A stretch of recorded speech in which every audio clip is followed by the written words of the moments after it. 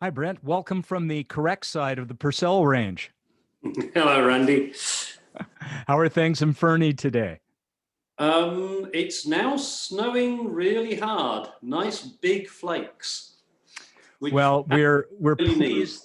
pleased to share the largesse with you, Brent. You're welcome.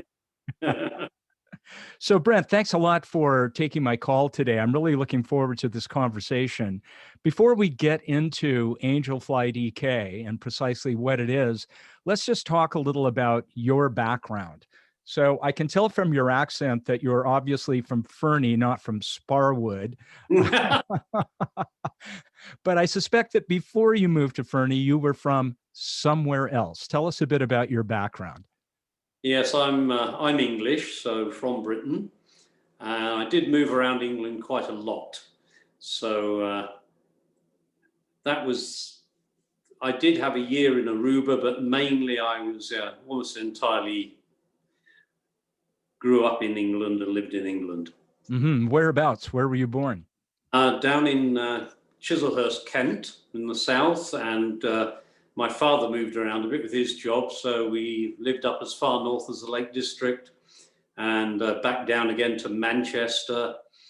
And then when I started working, which was as a commercial pilot, I moved around a lot myself. So I lived pretty well all over the UK, and indeed in South Wales for several years. South Wales. I've fallen off some cliffs in South Wales. Nice. Yeah. Well, I survived. That's the nice part, I suppose. Oh, okay. So you began a career, excuse me, let's do that again.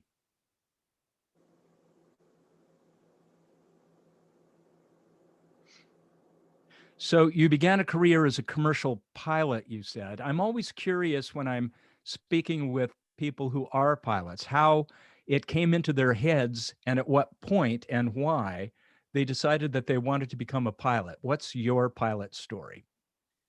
I didn't really have much choice. I had three elder brothers who were all crazy about aircraft and flying. Um, one of whom became an air traffic controller. The next one, unfortunately, his eyes weren't good enough, so he never did. And then the brother just older than me joined the Air Force and was in there for 2 full tours. And so I grew up with aircraft, and all I wanted to do was fly. I got into the air cadets and got an RAF scholarship. And then from there, I applied to British Airways and got a British Airways scholarship. And it all went from there. By the time I came out of Hamble, the British Airways Training College, I had my commercial license, my instrument rating, and what we called a frozen ATPL, which just means an airline level license, but you had to get the hours. Right. Okay, so that answers that question. And my next most favorite question, and I ask this of everyone I talk to who wasn't born and raised here, and that's almost everyone I talk to. Brent, how Yes. Yeah. how did you end up in Fernie? Well, I was coming across to Claresholm to a guest ranch there. And I got very friendly with the people there. I was coming through several years. We had great fun. And I decided that I really wanted to retire into Canada. And my wife and I started coming here on ski holidays, which we got at a very good rate with the airline we were with. Um, and we both fell in love with the place and started looking into emigration. Happily, we did early because you can't emigrate when you've retired. So then I started work on emigrating, and that's how I ended up working for Korean Air, which sounds odd, but it really worked. You could live anywhere on their route structure, and they would move you each month. So I joined Korean Air and emigrated to Canada. Wow, terrific. And that was in 2005, am I correct? I believe so. Yes, I Right. believe that is correct. Well, we have a massive research department here at Kootenay Co-op Radio, Brent, Yeah, and I can tell. my crack team knows pretty much everything about you. Yeah. Okay, so you moved to Fernie in 2005, and then more or less retired, which brings us to the actual reason why I was so excited to call you and have this conversation today. I want to talk with you next about the organization that you're now an integral part of. I believe you founded, actually, called AngelflightEK. But before we talk about that, let's play a little music. Now, I've asked you to think about what songs you'd like me to play today, and your answer was actually the first such answer I've ever received from people on my show who I've asked this question of. Your answer was, oh dear, music.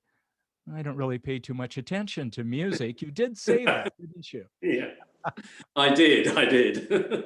But nonetheless, you did suggest some songs, and let's play the first one by Rod Stewart, and that would be Maggie May. Here comes Rod Stewart with Maggie May, and then we're back with Brent Bidston.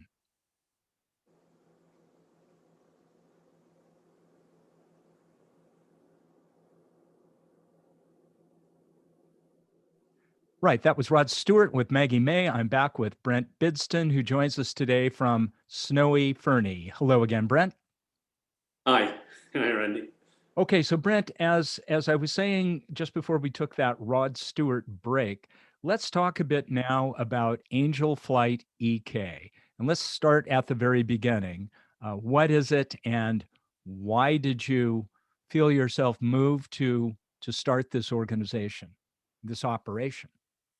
So, Angel Flight East Kootenay is a fully volunteer run, registered charity flying residents, any residents of the East Kootenays, for a medical appointment or procedure in Kelowna at no charge. It is a completely free service. So that's what it is in a nutshell. I've been running the local air search and rescue unit for some years, and somebody suggested to me that I might like to do some of these charity flights. When I looked into that, I discovered that despite their rather grand names, like Angel Flight BC, they only cover a small area. And the only realistic way of me becoming involved was to do it myself. So I did. Wow. So I'm curious, what was the actual impetus? I know that you were working with the Elk Valley Air Search and Rescue Unit, right? Was it some experience from working with that outfit that gave you the idea for Angel Flight East Kootenay? No. Okay, At fair the enough. same time as Was it doing, listening to Rod Stewart somehow? yeah. No, I also, it wasn't actually volunteer work, but it almost felt like it. For 10 years, my wife and I worked for British Columbia Ambulance Service. So I became a paramedic with the ambulance service, and as did my wife, Janet. And we were transferring a lot of people to Calgary. We were doing lots of driving to Calgary. And so when the border effectively was closed to our patients, we knew about it, and we came to appreciate the problems that caused for people, which are considerable. And that, combined with someone suggesting to me, I looked into joining a charity flight organization, I rapidly realized that we are in a fairly unique situation here in the East Kootenays. Despite being right on the border and quite adjacent to some big cities, we have some of the most horrible commuting to get to advanced medical care. It's almost ridiculous. And not to mention the terrain we have to go through to get there. Driving in the winter can be very nasty. And in fact, the flying is somewhat challenging, the terrain we have to go over. So anyway, it all sort of came together that this was something that was needed here. Now, just to be clear, so our listeners understand, of course, Fernie is what, 3 hours or something from Calgary? Is that right? On a good day by car? Yes, that's Right. correct. So you say suddenly you all over there found yourselves staring at a border that was effectively closed. What do you mean by that? For medical appointments, the most of our patients requiring advanced medical care went to Calgary. And then, and I honestly don't know how or why, and I wouldn't want to get into it, but that was stopped. They stopped taking BC patients, or BC stopped sending patients. I'm Okay. not sure which. Okay. But So it was a that, provincial jurisdictional issue of some sort. indeed, yes. Okay. Got you. And so just by comparison, so on a good day, 3 hour drive to Calgary, what's it take to hop in a car and drive on a reasonable driving day with decent road conditions to Kelowna from Fernie, for example? It can be between 7 and 8 hours. Right. So formidable, in particular in the winter, of course. Indeed. Okay, so this all occurred to you, and so it's one thing to have a good idea, it's another to put it into operation. What did you do next to actually make Angel Flight EK a reality? I spent about 4 months trying to research what the demand would be, but it is incredibly difficult to get any answers out of the medical profession.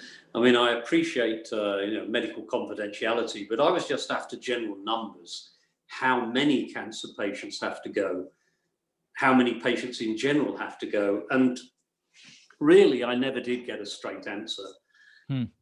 So after a period, and my wife and I were talking about it a lot, we decided between us that, well, we've just got to just try, just do it and see what happens. So we formed an association, Angel Flight East Kootenay, and immediately applied for charity status. We were helped out by a local solicitor who is not-for-profit friendly, a wonderful chap who helped us out. And he thought it would probably take us 3 years to get charity status. And he still does not believe it. We got it in 3 months. Wow, 3 months. Yeah, I like to think that they saw what we were doing and approved of it, but I have no idea, to be honest. It But could it could simply have to do with the fact that Angel begins with the letter A. yeah, yes, indeed. Got to the top of their list. Yeah. Well, that's extraordinary, though. Joking aside, 3 months. Okay, so there you were, charitable status for Angel Flight EK, but now the hard work really began. I would assume I'm assuming you already had a plane, and then you also had to start getting the word out to the public, and I would think to the medical establishment as well in the East Kootenay that Angel Flight EK existed and was there to help. Yeah, that was an uphill battle, and it still is. We had two big problems. One was raising the money, inevitably a problem, but as you say, the other one was getting the word out, and we worked very hard on that. Fortunately, it was an idea that seemed to catch on with everybody. It was very approved of, and before I knew it, I had newspaper stories and radio calling me up. This is the long. Wait, Brent, are you trying to tell me that this is not the first radio interview you've done about this? No, I'm it is not. shocked. Yes. It might sound like it the way I'm carrying No, on. no. I did not mean that at all. Okay, so media helped spread the news They did. and away you went. And so Yeah, what year was this? When did you officially start Angel Flight EK? we formed the association, I think it was April of 2019. Oh, that We, recently. oh, yes. Oh, okay. And then we had to get the website constructed and ready for use. And we had to raise money to cover the startup costs. And we had to start getting the word out. So we actually went live with the website at the end of June 2019 and were therefore accepting flight requests. And it happened pretty quick after that. Our very first flight was on the 8th of July, 2019. Okay, so you've only been at it about a year and a half. Well, look, let's take another musical break, and then I want to talk with you a bit about two things. Number one, how people go about booking a flight, and then number two, let's see if we can dredge up a couple of anecdotes, some interesting stories about folks who've availed themselves of Angel Flight EK's services. But first, some music. Now, your second choice, you told me you once found yourselves standing on a corner in Winslow, Arizona, literally you and Janet, and that's led you to your choice of your next song. By whom and what's the song? It is Take It Easy by the Eagles.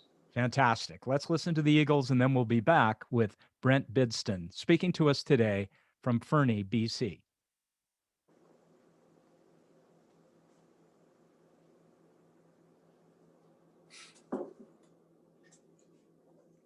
Right. That was, of course, the Eagles singing to us about a small town in Arizona, the song Take It Easy.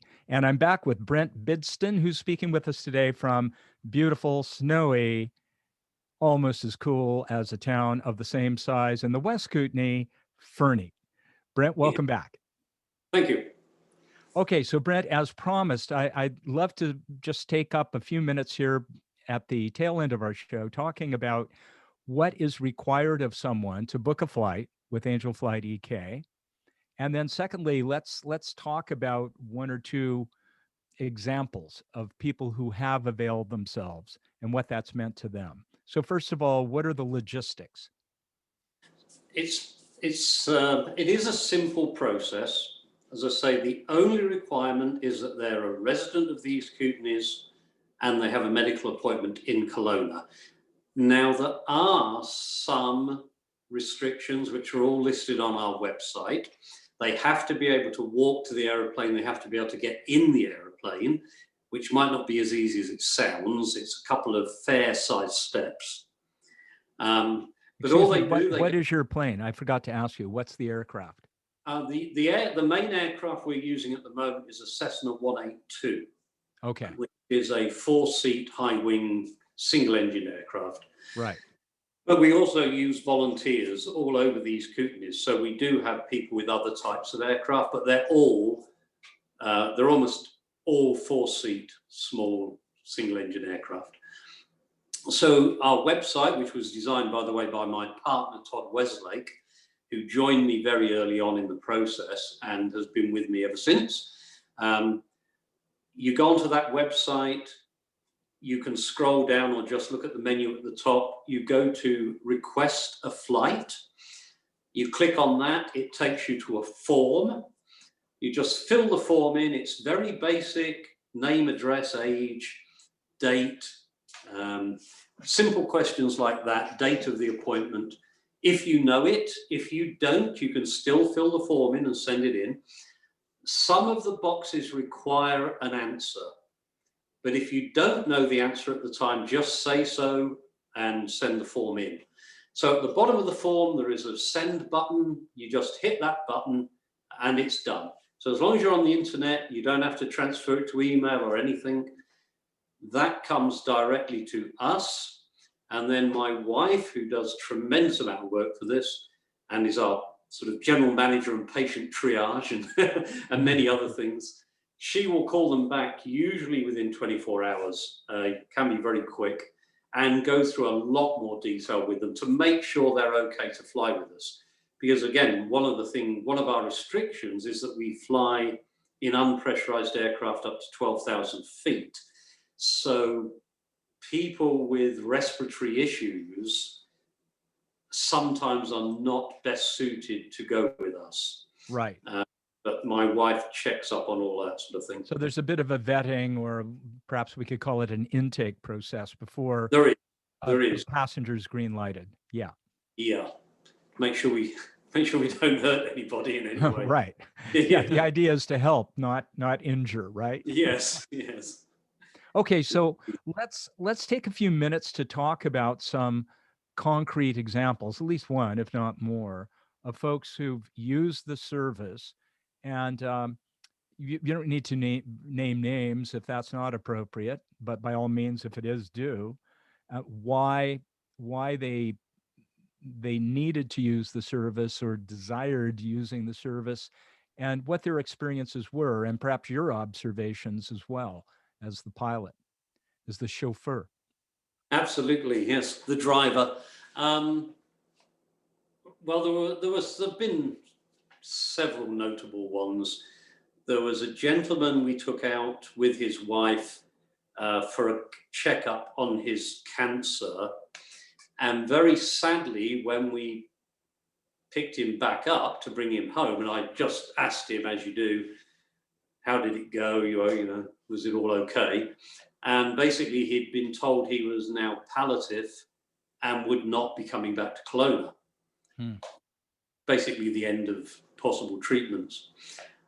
That gentleman was so grateful to us, and it's very humbling. He insisted on volunteering for us in Invermere and became one of our most enthusiastic and ardent volunteers, and raised quite a bit of money for us in Invermere, and also got the word out well, so that we've had several patients from Invermere since. And since, very sadly, that gentleman has passed, but we won't forget him. He's a wonderful guy, did great work for us.